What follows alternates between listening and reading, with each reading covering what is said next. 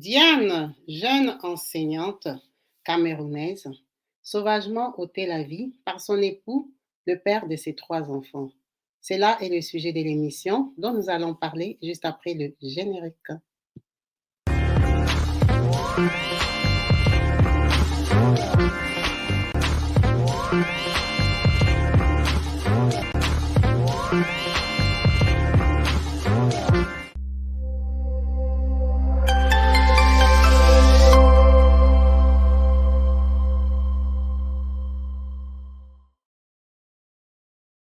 Bonjour et bienvenue sur ma chaîne YouTube Kabibi Loba. Avec moi-même, Maman Kabibi, comme vous savez, ici nous sommes là pour parler des actualités, des activités, de tout ce qui se passe autour de nous. Nous allons commenter sur cette histoire tragique. Comme vous avez pu bien voir dans les titres, nous allons parler de Diane. Qui est-elle et pourquoi parle-t-on d'elle aujourd'hui? Diane est la jeune dame que je vous ai mis en photo là, qui a eu une mort tragique, qui a perdu la vie ôtée par son mari, le père de ses 3 enfants. Cela s'est passé au Cameroun. Diane est une jeune enseignante d'école, qui était mariée à un monsieur banquier, un jeune banquier qui s'est débrouillé dans la vie, qui gagnait sa vie correctement comme il se devait, mais avec qui les choses s'est passées très mal. D'après plusieurs témoignages, Diane était dans un mariage malheureux où elle était battue. Son mari la battait, il ne s'entendait pas. Donc, à la grosse surprise de tout le monde, Diane ne le quittait pas, mais restait à ses côtés. Ils ont continué à vivre comme ça. Ils ont eu leurs 3 enfants sous bastonnade. Diane a accepté ça, comme toutes les femmes africaines, la plupart des temps, se soumettent parce qu'elles sont mariées, parce que dans la famille, parce que. Ce monsieur s'est permis de ramener sa grand-mère à son domicile. Donc, avec Diane, il vivait avec sa grand-mère à lui, pas sa mère, mais sa grand-mère. Donc, ils habitent avec la grand-mère du mari, qui est invalide, qui n'arrive pas à se débrouiller, qui est dépendante. Diane doit s'en occuper, Diane doit laver, Diane doit faire ceci. Donc, en dehors de son travail, elle devait s'occuper de la grand-mère de son mari qui est en photo que vous voyez là. Elle s'en est occupée comme elle pouvait, accompagnée des enfants qui sont à sa charge à elle-même. Le monsieur s'est permis de commencer à faire une belle vie dehors. Donc, lui, il fait sa vie tranquille. Il n'en a rien à foutre de la maison. Il donne de l'argent quand il veut, quand il peut, s'il en a envie. Personne ne doit l'embêter concernant le financement. Ils étaient arrivés à un point où c'est Diane elle-même qui achetait à manger pour la maison. Donc, ils vivaient comme ça. Jusqu'à ce fameux matin où Diane, elle avait un enfant malade. Son enfant le plus jeune, que je vous mets en photo là, cet enfant était malade. Diane l'a ramené à l'hôpital. Elle est partie et on l'a internée. On l'a gardée parce que l'enfant n'était pas bien. Donc, Diane passe une nuit, 2 nuits. Elle n'arrive pas parce qu'elle sait qu'à la maison, elle n'a rien laissé. Quand elle demande à la maison, les enfants qui sont là disent que non, il n'y a pas à manger. Diane est vraiment embarrassée, angoissée. Elle appelle une de ses copines pour lui dire, s'il te plaît, est-ce que tu ne peux pas me dépanner? Si tu peux passer me voir à l'hôpital, parce que je dois d'abord rentrer chez moi, si tu peux me relayer avec l'enfant, parce que mon mari, là même, ça ne sert à rien. Si tu peux me relayer avec l'enfant et aussi me prêter un peu d'argent, parce qu'à la maison, ils n'ont rien à manger. Sa copine accepte, sa copine lui amène de l'argent pour aller cuisiner pour ses enfants. Mais vous savez que quand vous faites un cri d'alarme comme ça, un appel comme ça, la personne ne vient pas en courant. Donc, excusez-moi, la copine est arrivée vers 14 heures. Le temps que Diane rentre jusque chez elle, c'était déjà 16 heures. Elle arrive à 16 heures, le temps de commencer à cuisiner. Elle s'est facilité la vie. Elle a acheté des pâtes. Elle a fait des pâtes. Vous voyez comment on fait des indomie là. Elle a fait des pâtes et tout ça rapidement pour les enfants. Comme la grand-mère, elle avait fait 2 jours à l'hôpital avec l'enfant. Elle s'est plus occupée de la grand-mère de son mari. La laver, la masser, la soigner parce que c'était une mamie fatiguée. Elle s'est occupée d'elle. Elle a terminé tout ça là-bas. Ça lui a pris du temps. Ça lui a pris au moins 2 heures du temps. Le temps qu'elle court vite, elle rentre à l'hôpital pour aller récupérer son bébé qu'elle a laissé à sa copine. C'est déjà 18h, 18h30. Quand elle arrive à l'hôpital, elle trouve sa copine seule dans la chambre. Ah, ma copine, où est l'enfant? Oh, son papa, il a pris son papa, il est dehors avec le bébé. Ok, il est venu. C'est comme ça que Diane va dehors, va rejoindre son mari, son époux. Elle arrive là-bas, elle le trouve avec l'enfant. Elle trouve son mari là qui est assis là que vous voyez, avec l'enfant dehors. Elle arrive comme ça, le mari se fâche. Tu étais où? Bordel. Hein? Bordel. Tu étais où? Tu pars. Tu laisses l'enfant. Tu l'exposes à n'importe qui. Tu as laissé l'enfant à ta copine. Patati patata. Le mari commence à l'insulter. Tu étais parti où? Hein? Diane ne répondait pas parce que, le connaissant, elle sait qu'il est très brutal. Et comme tout le monde l'avait déjà conseillé que faut pas répondre à ton mari, là, tu sais que dès que tu parles seulement, il te tape. C'est tout ce qu'il attend, que tu dises quelque chose pour qu'il ait l'occasion. Diane ne voulait pas qu'on la tape en public, elle ne voulait pas de disputes avec lui. Elle voulait juste prendre son bébé, rentrer dans la chambre d'hôpital. Le mari se fâche, se fâche, se fâche. Il crie, il gueule, il gueule. Diane ne répond pas. Il prend le bébé, parce qu'il était assis dehors, non? Il prend le bébé, il lui donne le bébé, il lui dit, allez, porte ton fardeau, prends tes charges. Donc le bébé là, c'est son fardeau. Ça, ce sont les propres termes hein, utilisés par le mari. Il dit, prends ton fardeau. Diane ne dit rien. Elle prend son fardeau, son bébé malade. Elle se retourne maintenant pour partir. Lui, ça l'énerve. Le fait que Diane ne dit rien, Diane fait comme si elle n'entend pas, comme quoi que ce soit, ça l'énerve tellement que il vient, il la suit par derrière. Tu te prends pour qui? Hein? Tu veux montrer quoi et à qui? Qu'est-ce qu'il fait? Il lui donne de double patte. Il la fait tomber avec le bébé pour la frapper. C'est les infirmières qui viennent secourir Diane, qui viennent prendre le bébé. Vous savez, en Afrique, les gens viennent d'abord prendre le bébé. Le bébé est malade, la maman par terre. Le monsieur commence à bastonner Diane, taper. Quand les vigiles viennent, dire hey, laissez-moi, c'est ma femme. Ce qui est incompréhensible. Les vigiles aussi ont laissé. Quelqu'un dit que c'est sa femme. Comment vous allez vous mêler de ça? Les vigiles sont partis. Ils ont laissé son mari la taper. Diane, là, on l'a tapée en public, à l'hôpital. Les infirmières avaient les bébés. Ah, papa, laisse, non. Tonton, laisse. Personne n'est séparé. Il a tapé, tapé, tapé, tapé. Quand il a terminé, il a commencé à la tirer d'un pied pour aller la mettre dans le coffre de sa voiture. Donc, il a tapé comme un animal. Maintenant, elle, sa seule lutte qu'elle a fait, c'était de ne pas entrer dans le coffre. Parce qu'elle n'arrivait pas à se défendre, le garçon est fort. C'est comme ça que, pardon, elle n'entre pas dans le coffre, elle lutte, elle lutte, elle lutte. Il la laisse par terre là-bas. Il démarre sa voiture, il part. Quand il part, Diane, elle est déjà à l'hôpital, non? C'est déjà la clinique. On vient la ramasser là, il commence à pleurer. J'ai mal au ventre, j'ai mal au ventre. Sa copine sort, hé, Marco, qu'est-ce qui s'est passé? On t'a tapé comme ça. J'ai mal au ventre, ça ne va pas, ça ne va pas.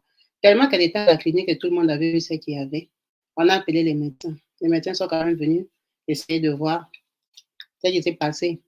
Pour rien, essayer un peu de la consulter et tout. Donc, on a pris Diane, on l'a fait entrer dans la salle là-bas. On a essayé de l'examiner, genre faire une petite opération. Les médecins ouvrent comme ça, ils voient le ventre plein de sang. Ils disent, madame, ça, ce n'est pas notre cas. On ne sait pas ce qu'il y a dans ton ventre. On ne sait pas ce qui s'est passé. Il faut qu'on te fasse des radios approfondies, un vrai traitement. Ici, c'est une petite clinique. Il faut que tu ailles à l'hôpital. C'est comme ça qu'on prend Diane, qui était à l'hôpital avec le bébé.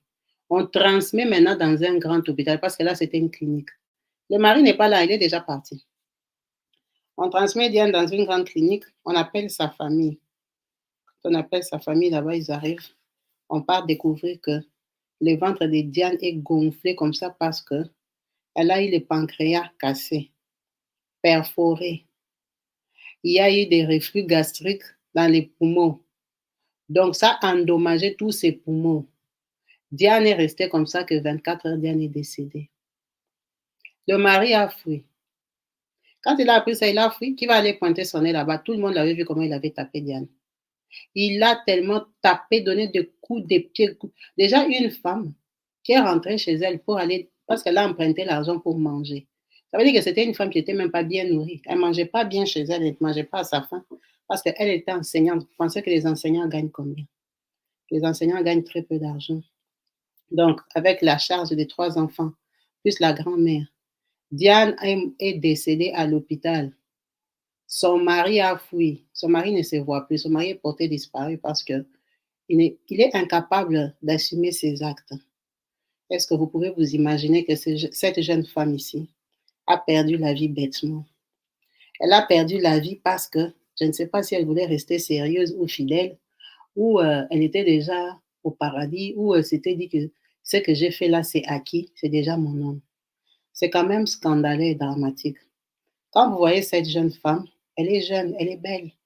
Elle est très jeune même, cette dame. Elle s'est mariée très tôt. On ne connaît pas leur parcours, si c'est son premier, si c'est comment ils ont fait pour se rencontrer. Mais ça se voit que c'est une fille qui avait beaucoup de volonté de rester dans le mariage. Parce que rester dans un mariage où tout le monde reconnaît qu'on l'a bastonné, qu'on l'a tapé comme ça, ce n'est pas le mariage. Ça, on parle tous les jours sur les réseaux sociaux. Comment on dit que quand tu es dans une relation toxique, il faut partir. Quand ça ne va pas, il faut partir. Mais on est surpris qu'en 2023, les gens continuent à rester dans ce genre de relations. Les gens ne partent pas. Je ne sais pas ce qu'il y a dans les mariages. Les filles aiment beaucoup le mariage. Je ne sais pas. Ça, je ne sais pas si on va appeler ça mariage. Parce que dans un couple comme ça, où on te tape même devant tout le monde, devant la sécurité, devant, en fait, aucun respect, aucune considération.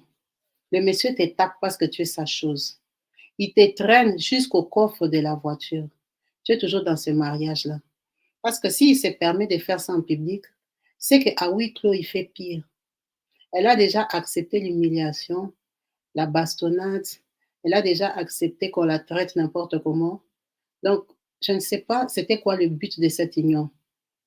Quand ça ne marche pas, il faut partir. Perdre une belle femme comme ça, une jeune femme comme ça, maintenant aujourd'hui qu'il laisse ses enfants, abandonner à elle tout seul parce que lui, il a fui. Il est incapable de reconnaître, il a fui. C'est vraiment dommage. Et cela se passe en Afrique. Ce qui est encore scandaleux est que les vigiles de l'hôpital, on est en train de frapper quelqu'un parce que le monsieur dit que c'est sa femme. Vous la laissez, vous ne venez pas en aide. Non-assistance à personne en danger. C'est quand même terrible en Afrique. Les hommes ont trop d'autorité, trop de permis. Ils sont permis à tout faire en fait. Donc, comme c'est ta femme, tu peux la taper comme tu veux. Tu peux la taper. Voilà. Tu es libre. C'est ta chose que tu avais achetée. C'est vraiment incroyable de savoir que quelqu'un est en danger et en public. Il crie au secours et personne ne vient à son secours. Personne ne vient l'aider parce que le monsieur a dit c'est sa femme. C'est vraiment grave. Il faut qu'on change nos mentalités. Il faut qu'on s'améliore. Les femmes, les filles, le mariage, c'est pas le paradis. On se marie pour être heureuse. Si tu es dans une relation où il n'y a pas de bonheur comme ça, tu es là pourquoi? Tu as fait les enfants, c'est vrai. C'est pas facile d'élever les enfants seuls. Mais si ça ne donne pas maman, tu restes faire quoi là-bas? Parce que être seul, galérer avec tes enfants et être dans un couple où c'est toi qui dois aller emprunter de l'argent pour manger, je ne vois pas l'utilité de cet homme-là dans ta vie. Cette fille, sa copine gardait son bébé parce qu'elle lui avait emprunté de l'argent. Pas parce que elle avait de l'argent dans son sac, non. Un mari qui ne te donne même rien. Lui qui est supposé être banquier, mais qui n'a pas d'argent. Tu fais quoi avec lui?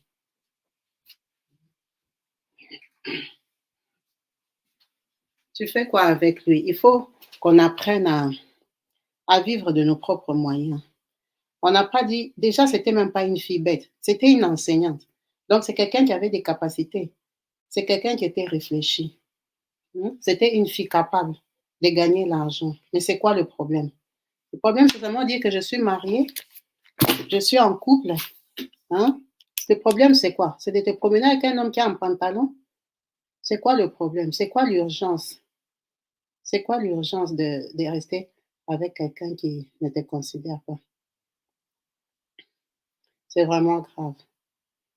C'est vraiment grave. Je vais essayer de vous mettre le voice de sa copine qui est en train de témoigner, qui est en train d'expliquer la scène, la fille qu'on a appelée pour venir dénoncer justement ce que son mari lui a fait. C'est vraiment terrible. Quand vous allez entendre le but et la raison pour laquelle on l'a frappé, c'est vraiment horrible. Vraiment. Je vous mets le voice comme ça, vous allez entendre.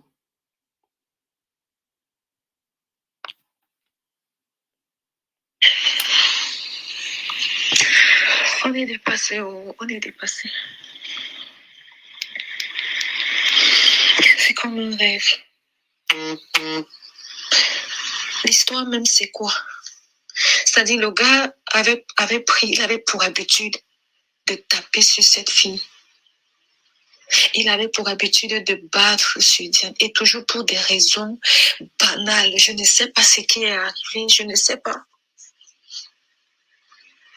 Apparemment, pour cette fois-ci, leur dernière était malade. Elle est à l'hôpital, internée avec l'enfant. En même temps, à la maison, il y a la grand-mère du bon monsieur qui est complètement invalide. Donc, genre, elle ne peut plus rien faire d'elle-même, vraiment. C'est elle qui prend soin de sa grande, belle maman et tout. Elle n'a pas de ménagère.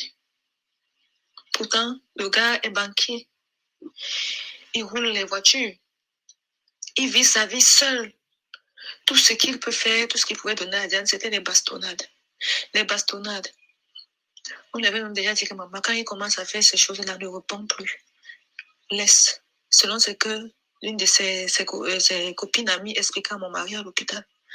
Qu'elles avaient déjà dit à Diane que quand il commence à faire ces choses, maman laisse parce qu'il cherchait seulement une faille pour que quand il parle, que tu dises quelque chose et puis il bondit sur toi. Donc elle est donc à l'hôpital. Le gars, monsieur est sorti, il n'a même pas laissé l'argent de ration. Pourtant, elle est hospitalisée avec l'enfant. Elle appelle donc sa copine. Elle dit à sa copine que ouais, pardon, prête-moi de l'argent. Il n'y a rien à manger à la maison. Les autres enfants, là, c'est ceux qui sont rentrés des classes. Je n'ai même rien laissé là-bas à la maison. Il n'y a plus rien là-bas qu'ils puissent manger.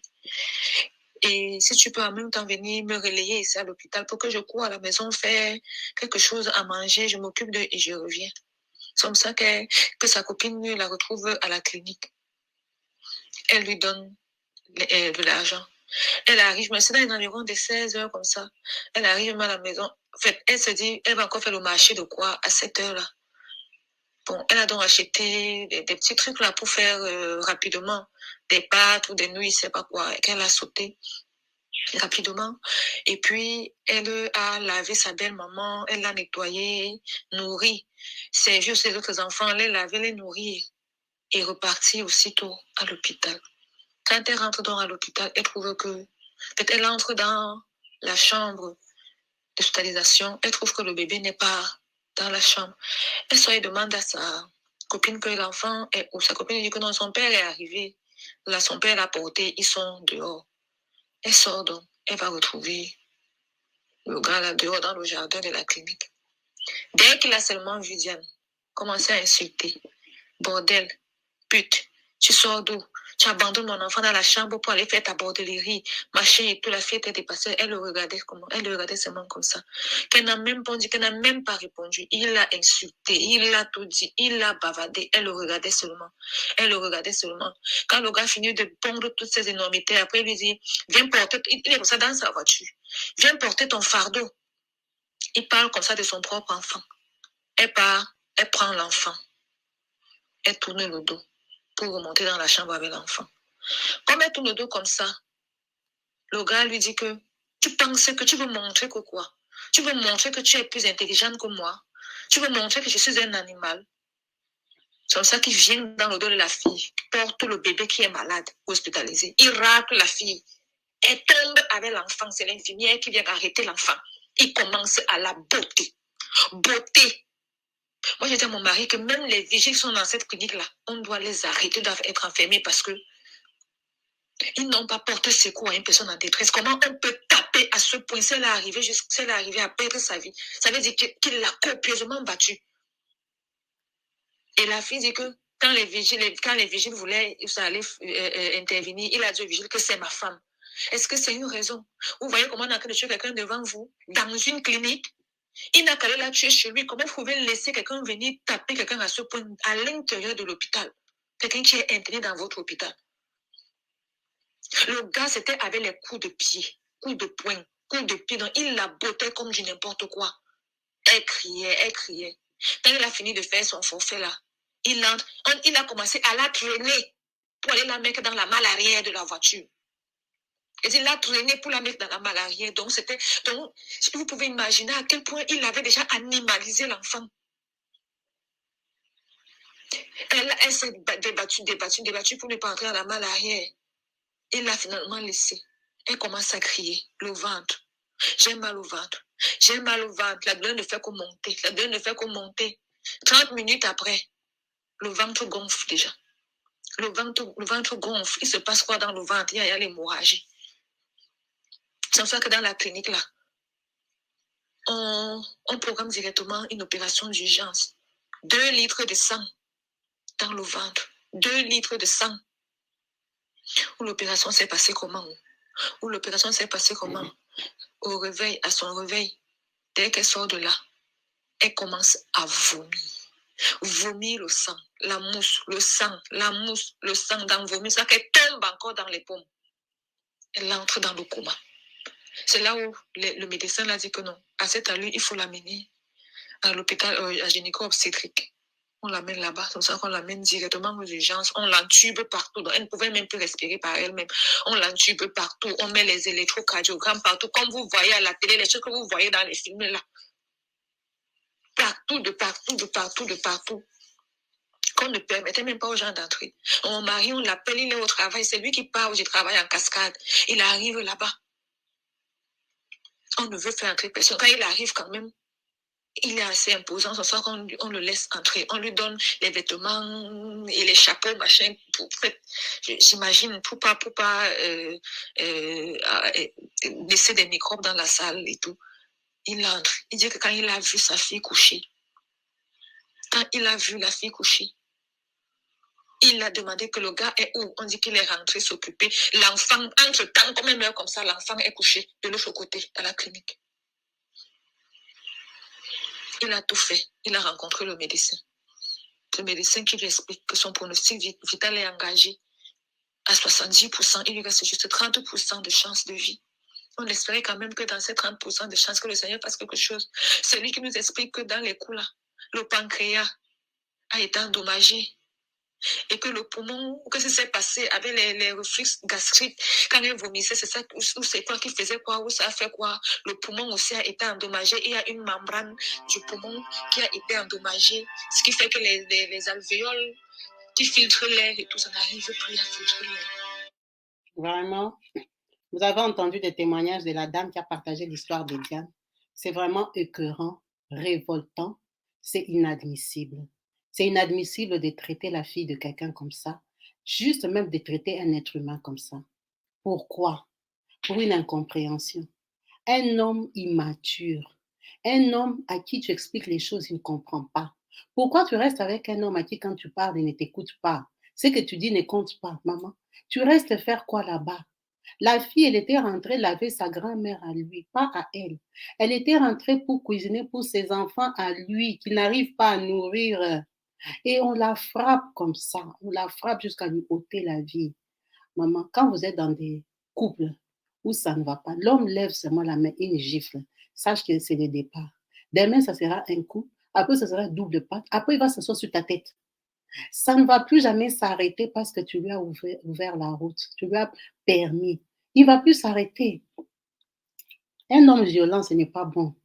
Un homme qui t'aime ne peut pas te taper, ne peut pas te brutaliser. Les gens qui disent que la bagarre ajoute les piments dans l'amour, ce sont des fous. Ce sont des gens déséquilibrés. Quelqu'un qui t'aime ne peut pas te faire de mal. Et même taper. Taper à ce point, te traîner pour te mettre dans le coffre de la voiture devant tout le monde en public. Non, c'est vraiment grave. Ça, c'est une vie perdue inutilement, une vie perdue bêtement, une vie perdue par volonté. Parce que je ne vois même pas ce qu'elle faisait dans ce mariage-là où on ne la nourrissait même pas, où on ne nourrissait même pas ses enfants. Hein? Tu es dans le mariage, tu dois aller emprunter l'argent chez ta copine. C'est déjà honteux. Tu empruntes l'argent pour manger. Pour manger, ça veut dire tu fais quoi dans le mariage là? Avec un gars comme ça qui te tape. Vraiment, restons prudents et plus malins que ça. On parle, mais les gens continuent. Vous êtes là, vous écoutez. Hier, on t'a tapé. Tu es en train d'écouter la vidéo aussi, mais tu es encore là-bas. Tu es encore là-bas. Hier, on t'a tapé. Comme tu es là, tu attends qu'on vienne te taper ce soir parce que tu le connais. Mais tu es encore là-bas. Tu attends quoi? Que demain, on parle de toi. Il faut réfléchir. Il ne faut pas vous réduire aux hommes. Une femme a une tête, a une intelligence, a des capacités. Tu es une personne à part entière. Tu es capable. Tu n'es pas né avec lui. Tu l'as rencontré un jour. Comme aussi il peut mourir, il va te laisser sur terre. Donc tu peux vivre sans lui. Ne reste pas où on te tape comme ça, où on te ridiculise comme ça. On l'a tapé, on lui a ôté la vie en public devant tout le monde parce qu'il avait l'habitude. Merci à vous tous d'avoir suivi cette vidéo jusqu'à la fin. en espérant que ça va assagir certains, ça va faire réfléchir les personnes battues, les personnes en souffrance, les personnes qui sont incapables ou qui ont peur de leur bourreau, de leur patron, de leur chef, de leur mari qui les domine, qui les ont déjà écrasés. Il faut vous lever. Vous n'êtes pas nés pour eux, vous n'êtes pas nés avec eux. En tout cas, merci à tous, la team. Restez branchés, connectés sur ma chaîne YouTube Kabibi Loba. Je vous dis à la prochaine. Merci. Bye.